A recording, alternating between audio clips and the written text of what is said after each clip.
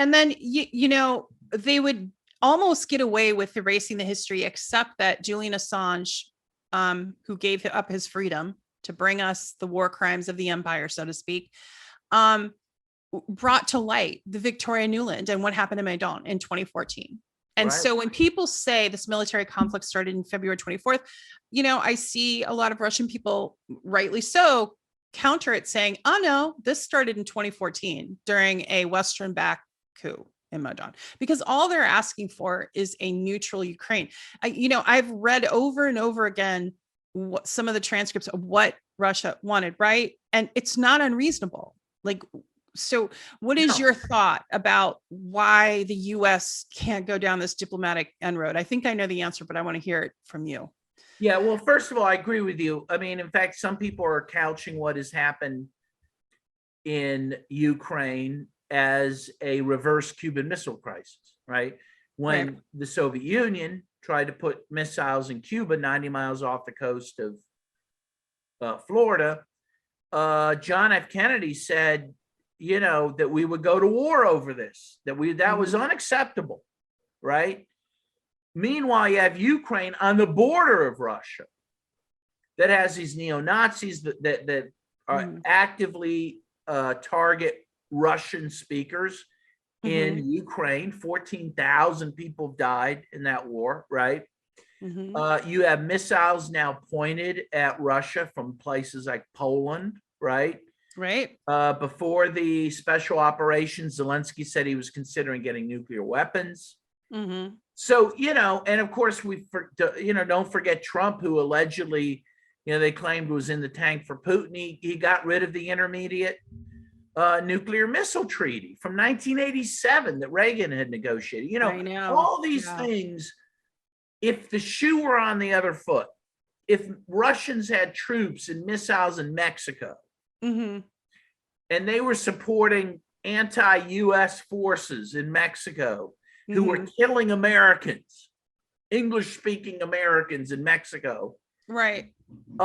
We wouldn't tolerate that for 1 second, right? So then the question is, well, why are we foisting this on the Russians? Why are we doing this, knowing full well how they're going to react, right? Because we react the same way. Well, there's only one logical conclusion. We wanted this. We wanted a conflict. We wanted a war in order to try to weaken and destroy Russia, in much the same way that Carter and Brzezinski, right, 1979, June of 1979, started arming the Mujahideen in Afghanistan.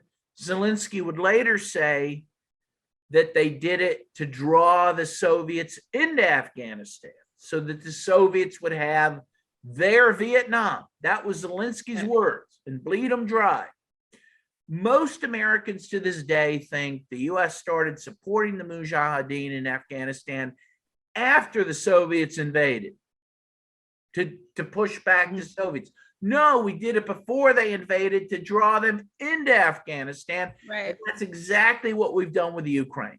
We wanted this war. We thought it would, one, militarily bleed them.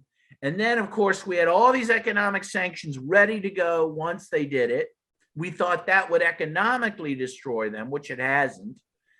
But that was the game plan all along. And clearly, well, and I think further, it's the United States of distraction, right? I think that the Biden administration was failing as well domestically, and what gets them money for the weapons manufacturers and stimulates that portion of that economy for those elite few is the military industrial complex. And you have these neocons and hawks, you have, Jake Sullivan, you have Andrew Blinken, but you have more behind the scenes people that you don't see that I know are there, that I knew from, that are still with Biden, that, basically want war. Yeah. And there's the reason they is because they profit from it, Yes, exactly. They profit from it. And as you say, I think it was a political distraction. Biden has not done well with the economy. Obviously, inflation's rising, and it was starting to rise before the special operation, right? Yes, it was. Trying to blame it on Russia, but this was happening before. And of course, we had the COVID surge in January. Biden was tanking. And of course, his withdrawal from Afghanistan was messy and embarrassing. And so I think he decided we need something else to be happening. Now, of course, that's backfired for the moment. His approval ratings are in the toilet, right? 28%, 28% right now as we speak, which is the lowest in presidential history. I think that's lower than Donald Trump at this point. But this scares me because it makes me wonder what he feels he needs to do to improve those numbers, whether he wants a bigger conflict. Because what's happening now ain't working, right? Right. And it shouldn't work, of course, because when you're sending billions of dollars to Ukraine and you can't even get baby formula to babies in your own country, people shouldn't vote for you. They should not support you. He's a failure by any measure. He's a failed president. And but what he might do out of desperation to turn those numbers around, I don't know, because I don't know what options are left for the Democrats. They have an unpopular president. They have an even more unpopular vice president. And even more unpopular Congress. I mean, members, and even the progressives. And it's going to be the Valentine's Day massacre. It is in November. The Democrats are going to be destroyed. So well, maybe. And that's the thing is I don't like to project that too much because they tend to do things to make it happen. So I just, like, for instance, one of the things that they're going to pump money into is troll farms. Like, I know this personally because I get trolled by Democratic National Committee troll farms, like Really America, Super PAC, and Sally Albright and all them. So they've just started back up again. I can tell you, I know, and they're getting paid. And so they try to sway opinion. So the next thing I think is they're going to try to galvanize us around, unfortunately, I think a global conflict, and that's where we're heading.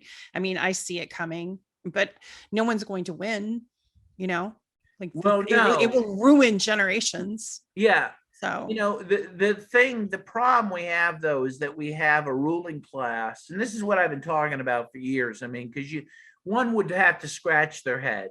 I used to have a friend, my buddy Hillary, not Hillary Clinton. Hillary. I was going to say what? My buddy Hillary Lehrman in Dayton, Ohio, used to say to me, Dan, he says, the rich, they like to go to the opera. They like to go to the symphony. They need a certain amount of peace and stability, keep people happy enough so they can do those things. That's, I don't think that's true anymore. Okay. So the ruling class has decided they're not even going to stay in this world. They're going to Mars, right? And there was no better indication of this than during the pandemic. You had these three rich guys going to space. Right. There were stories about the super wealthy with their yachts circling Manhattan to wait out the pandemic. You see stories of people with these mansion-sized yachts living in the oceans, and people are buying properties out in New Zealand. The ruling class does not walk amongst us anymore. They don't need to go to the symphony. They don't need to use our roads. They don't need to use our airplanes. They got their own airplanes and spaceships. The point is, they are willing to let us all die. And this is a new thing, right? They don't feel that their fate is tied to us in any way. And so they are willing to risk World War III. And I think that's what people underestimate. They don't understand how disconnected our rulers are from us, and how willing they are to sacrifice us just to make, bleed us as dry as they can, take it all with them and leave. I mean, that's the plan. That is their plan. Oh God. Yeah. It's a dire plan. It's really bleak.